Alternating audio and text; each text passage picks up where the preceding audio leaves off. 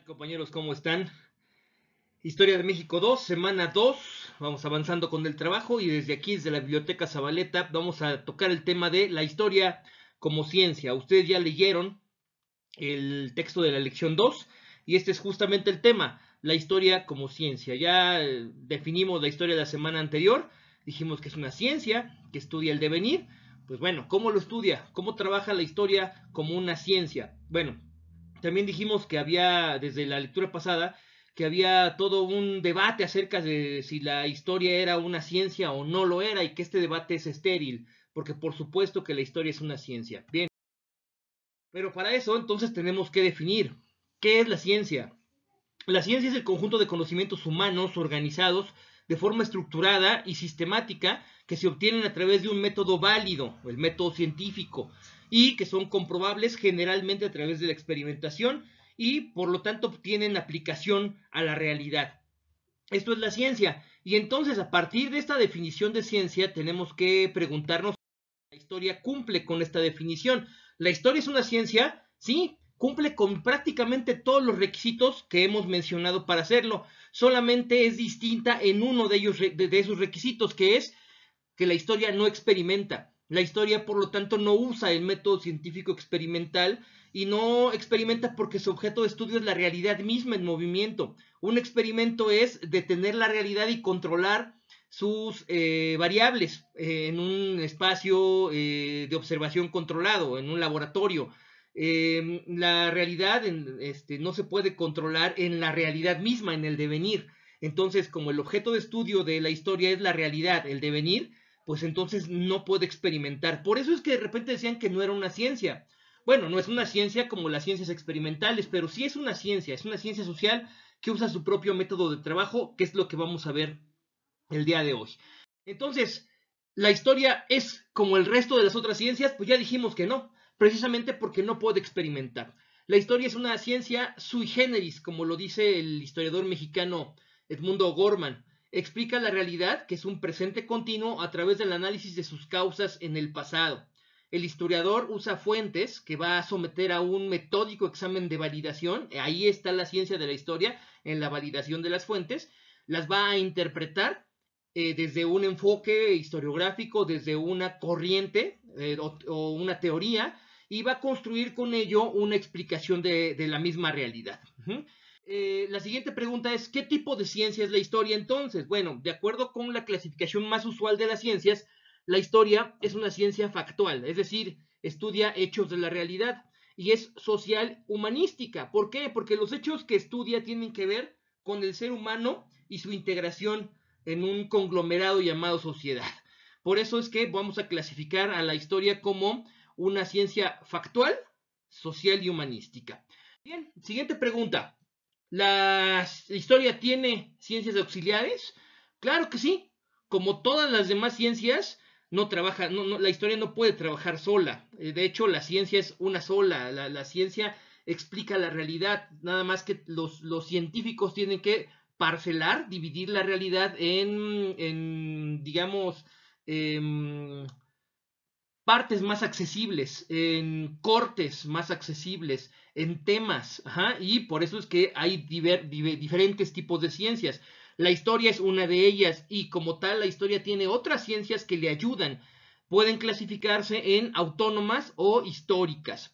¿Cuáles son las ciencias autónomas auxiliares de la historia? Las ciencias autónomas son aquellas que por lo regular tienen existencia independiente de la historia, es decir, no dependen de la historia para existir. Realizan sus propias investigaciones y sus productos le sirven a la disciplina histórica como herramientas complementarias de consulta y de interpretación. Por ejemplo, la geografía, la antropología, la economía, incluso la biología y otras pueden ser consideradas ciencias auxiliares de la historia, pero son autónomas. ¿Qué quiere decir? Que no necesariamente trabajan con la historia, pueden trabajar solas. En cambio, la siguiente pregunta es, ¿cuáles son las ciencias históricas auxiliares de la historia? O sea, no son autónomas, son históricas. Pues bueno, aquellas que casi siempre trabajan en exclusiva para la disciplina histórica y le ayuden a resolver problemas específicos de su labor. Por ejemplo, la lectura y el análisis de documentos o la clasificación de fuentes materiales. En su texto hay toda una lista de ciencias autónomas y ciencias históricas. Aquí ya no puse ejemplos, pero hay un montón de ejemplos ahí en su texto. Por ejemplo, la paleografía, la diplomática, la numismática, la sigilografía. Todas estas son ciencias que difícilmente van a trabajar fuera de la historia, aunque sí pueden hacerlo. ¿Cómo trabaja entonces la ciencia de la historia? El historiador, en primer término, formula una pregunta sobre la realidad. El historiador, que es el científico de la historia, va a formular una pregunta sobre la realidad. Bien, segundo término, va a buscar respuestas a esa pregunta. ¿Dónde las busca? En el pasado, en las fuentes del pasado. Bien, ¿qué va a hacer para buscar en el pasado? Pues tiene que delimitar. ¿Qué va a delimitar? Poner límites, poner fronteras, porque si no sería inacabable, perdón. ¿Cuáles son esas fronteras? Fronteras de tiempo, o sea, va a estudiar un tiempo determinado, fronteras de espacio, un lugar determinado, y fronteras de sujetos, o sea, un conjunto de personas o personajes determinados para poder construir su investigación. Y el número 4 va a seleccionar y organizar fuentes. O sea, va a buscar, de acuerdo a la delimitación que realizó, va a seleccionar algunas fuentes que son, digamos, necesarias o que son adecuadas o pertinentes para la investigación que está haciendo, y las va a organizar. Las fuentes pueden ser primarias, que son las más cercanas al hecho histórico que va a investigar, o secundarias, que ya vienen de fuentes primarias. No termina aquí. Como número 5, y estas son, digamos, los tres pasos fundamentales, número 5 es determinar la validez de las fuentes seleccionadas. A esto se le conoce como heurística. ¿Qué es la heurística? La selección científica de fuentes, su organización científica y su crítica. Es decir, el historiador tiene que determinar si estas fuentes son o no son válidas para su estudio. Número 6, va a interpretar esas fuentes. Una vez que ya están seleccionadas, las va a interpretar. Esto desde una escuela o corriente o varias corrientes historiográficas, es decir, desde la teoría de la historia. A este paso se le conoce como hermenéutica. El número 7 y el último paso, con todo lo que ya hizo, va a construir un texto donde va a contestar la pregunta que ya formuló y va a aportar información a través de esta pregunta para entender parte de la realidad. A esto se le conoce como arquitectónica o estilística, porque lo que está haciendo es construir un texto, construir un discurso histórico, la historiografía, y tiene que estar bien escrito, con estilo, para poder ser comunicado adecuadamente. Bien, la que sigue.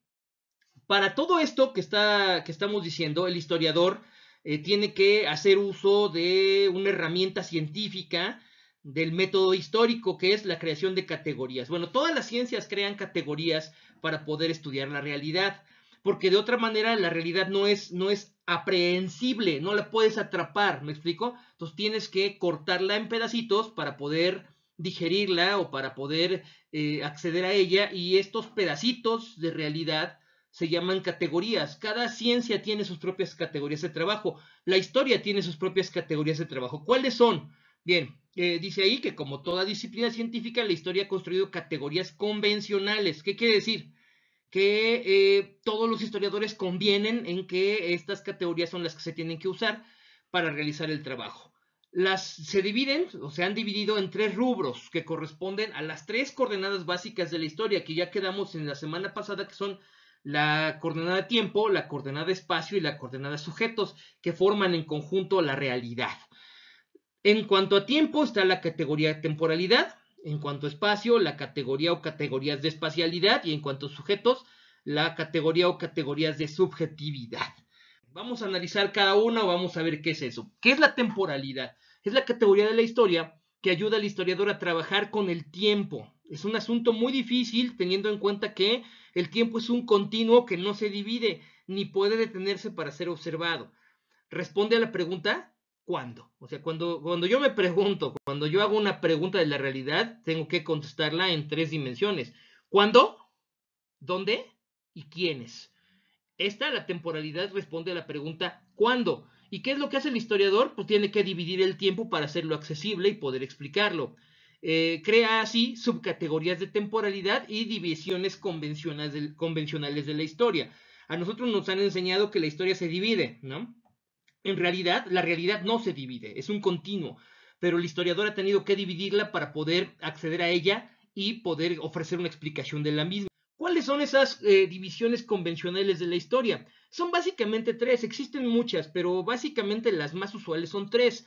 Esas tres son, digamos, propuestas por diferentes corrientes o escuelas de interpretación histórica. El positivismo, que es una muy importante, aunque a muchos historiadores no les gusta, el materialismo histórico y la escuela de los anales. La división clásica, que divide la historia en etapas o edades, proviene del positivismo. La división materialista, que divide la historia en modos de producción, proviene del materialismo histórico. Y la división de la escuela de los anales se llama, bueno, divide, digamos, la historia en duraciones, corta duración, mediana duración y larga duración, que corresponden a los hechos históricos, a las coyunturas históricas y a los procesos geográficos y económicos, de acuerdo con Fernando Rodel, que fue el que propuso todo esto y que vamos a ver la próxima semana. Vamos a analizar un poco acerca de las corrientes historiográficas más comunes. Bien, esas son las divisiones de la historia. Así es como dividido. ¿Y cuáles son las subcategorías de la temporalidad? Bueno, la delimitación temporal es la primera. Como les dije, lo primero que tiene que hacer el historiador es delimitar, poner límites temporales. ¿De cuándo a cuándo? Nada más. Tiene que hacer un corte en la realidad porque de otra manera no podría terminar una investigación. Y para ello establece la precisión fáctica. Tiene que ser preciso con los hechos. ¿Cuándo ocurrieron? Ahí sí tiene que ser fechas exactas o lo más exactas posibles que pueda investigar en cuanto a, bueno, en cuanto al análisis de sus fuentes. Para ello maneja otras subcategorías que tienen que ver con el manejo del tiempo. La sincronía, que significa lo que sucede al mismo tiempo.